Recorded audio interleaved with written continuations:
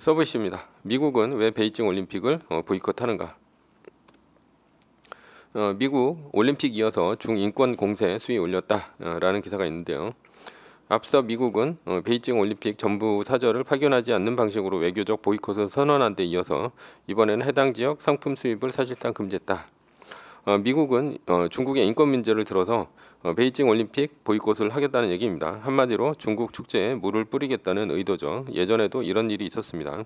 1980년 모스크바 올림픽에서는 서방의 자본주의 보이콧이 있었고요. 1984년 LA 올림픽에서는 공산주의 진영의 보이콧이 있었습니다. 이때는 반쪽짜리 올림픽이었습니다. 그렇다면 왜 미국은 중국의 올림픽에 보이콧을 할까? 18세기 산업혁명이 도래하면서 인구는 도시로 몰려왔습니다. 왜 도시로 몰려왔냐? 이유는 두 가지입니다. 첫 번째는 인클로저 운동입니다. 인클로저 운동이란 한마디로 목장 만들기죠. 왜 목장을 만들었을까? 양의 양모가 방직기, 방적기에 들어가는 원료였기 때문입니다. 따라서 양을 키우면 큰 돈이 되었죠. 18세기 영국은 해외 식민지가 많았는데 이 식민지는 모두 폐쇄형 식민지입니다. 영국만이 수출할 수 있는 식민지라는 얘기죠. 따라서 영국은 기계를 이용해서 양모를 짜가지고 옷감을 만들어서 인도와 같은 인구가 많은 식민지에 수출을 할 수가 있었습니다. 그런데 영국은 해외에서 양모 수입을 금지시켰죠. 따라서 모직의 원료인 양모는 영국에서만 만들어야 했습니다. 요즘에 미국에 이제 반도체 공장 짓는 거랑 비슷한 것이죠. 그러니 농경지에 감자를 키우는 것보다는 양을 키우는 목축이 돈이 되었습니다. 따라서 토지의 소유주들은 농경지에 울타리를 치고 목장으로 바꾸는 작업을 진행했습니다. 결국은 농경지에서 감자 농사를 짓던 농민들은 농경지에서 쫓겨날 수밖에 없죠. 둘째, 도시에 공장이 생겼기 때문입니다. 도시에 공장이 생긴 이유는 증기기관으로 돌아가는 방직기, 방적기 기계들이 생겨났고 그것을 운영할 대규모의 인력이 필요했기 때문입니다.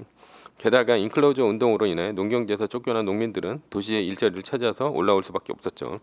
이로써 산업혁명과 인클로저 운동의 결과로 거대한 도시가 생겨나게 됐습니다. 진멜의 작은 논문 대도시와 정신적 삶은 산업자본주의 이후에 인간의 내면이 어떻게 바뀌었는가를 알려줍니다. 인간은 시골에 살 때와 도시에 살 때의 삶이 완전히 바뀝니다. 사람이 많은 도시가 오히려 개인적 삶에 가깝고 시골은 사람이 적은데도 불구하고 공동체적인 삶에 가깝습니다. 예를 들어서 강남역 한복판을 걸어가 한번 보십시오. 누구 하나 아는 척하는 사람이 있습니까? 그 수많은 사람들이 지나가더라도 우리는 스쳐갈 뿐입니다.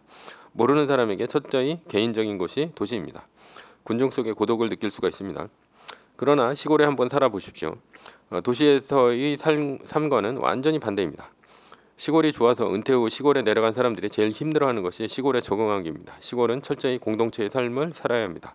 농사를 지으려면 품앗이를 해야 하는데요. 농사는 혼자 짓지 못하기 때문이죠. 농사가 원래 그렇습니다. 이사 가면 동네 사람들에게 인사 다니는 것은 물론 마을 사람들 대소사에도 죄다 참여를 해야 됩니다. 도시와 같이 남의 일처럼 생각했다가는 싸가지 없다는 말을 듣습니다. 결국 왕따 당하고 적응 못해서 다시 도시로 오는 사람들이 많습니다. 19세기 이후 정치는 파편화된 대도시 시민들의 바뀐 내면 세계에 맞춰 변화하기 시작했습니다. 도시에 사는 시민들의 변화는 무엇이냐? 상호 무관심과 속내를 드러나지 않는 것입니다. 자신에게 어떤 피해도 주지 않는 한 누구에게도 무관심합니다. 시골과는 완전히 다르죠. 대도시에는 유대감이란 것을 찾아볼 수가 없습니다. 그런데 이런 도시의 시민들 습성으로는 정치로 봐서는 너무나 원하던 결과였습니다. 정치는 소수가 다수를 지배하는 게임입니다. 그런데 다수의 유대감이 강하면 강할수록 혁명으로 이어질 가능성이 크죠. 마치 프랑스 혁명이나 볼셰비키 혁명처럼 나라를 바꿔놓을 수도 있습니다. 그러니 도시의 파편화, 전문화되면서 모래알처럼 흩어진 개인들의 집합은 정치인들이 바라던 결과입니다. 그런데 이렇게 되자 정치인들은 딜레마가 하나 생겼습니다. 대의민주주의 때문입니다. 대의민주주의는 국민의 거의 대부분이 행정부 정책에 직접 투표하지 않고 대표자를 선출해서 행정부나 국회 구성으로 대신하므로 이 간접민주주의라 불리죠. 대의민주주의는 평소에는 무관심을 원하지만 선거일과 같을 때에는 관심을 원합니다. 그래야지 투표가 올라가죠. 투표율이 떨어지면 대표성이 떨어지고 대표성이 떨어지면 지배를 할 수가 없습니다.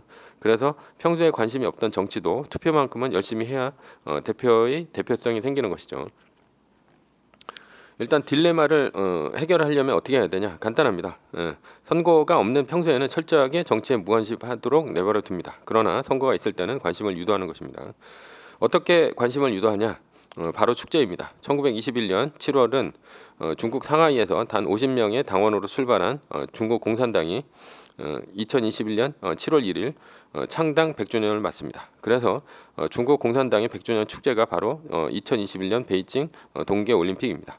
세계인들을 모아놓고 중국 공산당이 이만큼 경제적으로 업적을 이뤘으니 세계인들이 중국에 와서 이 축제를 즐기라. 뭐 이것이 이제 메시지죠. 이러한 올림픽의 축제는 마치 1936년 나치의 베를린 올림픽과 같습니다. 히틀러는 대의민주주의로 독일의 수상이 되었고 민주주의 체제를 일당 독재로 바꿨습니다. 히틀러는 쿠데타로 수상이 된 것이 아닙니다. 선거, 즉 대의민주주의로 수상이 된 것이죠. 히틀러는 정치적 기반이 약했지만 반대자들을 재판 없이 수용소에 감금하고 인종차별 정책을 시작을 했습니다. 그리고 1936년 베를린 올림픽은 세계의 아리안족의 우수성을 선전하는 장이 되었습니다. 2021년 베이징 올림픽은 나치의 올림픽의 의도와 비슷합니다. 더럽게 못 살던 중국이 어느새 GDP 순위가 미국에 이어서 두 번째가 되었고요. 시진핑은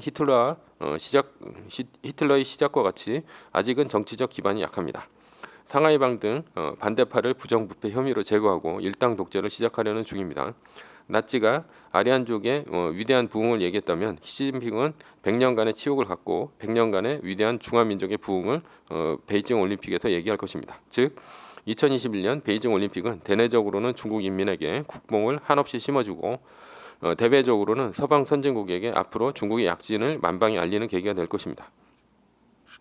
이번 올림픽이 성공적으로 끝나면 시진핑의 영원한 황제 등극은 따놓았다고 볼 수가 있습니다. 앞으로 100년을 이끌 위대한 중화민국의 지도자가 시진핑이 되는 것이니 말이죠.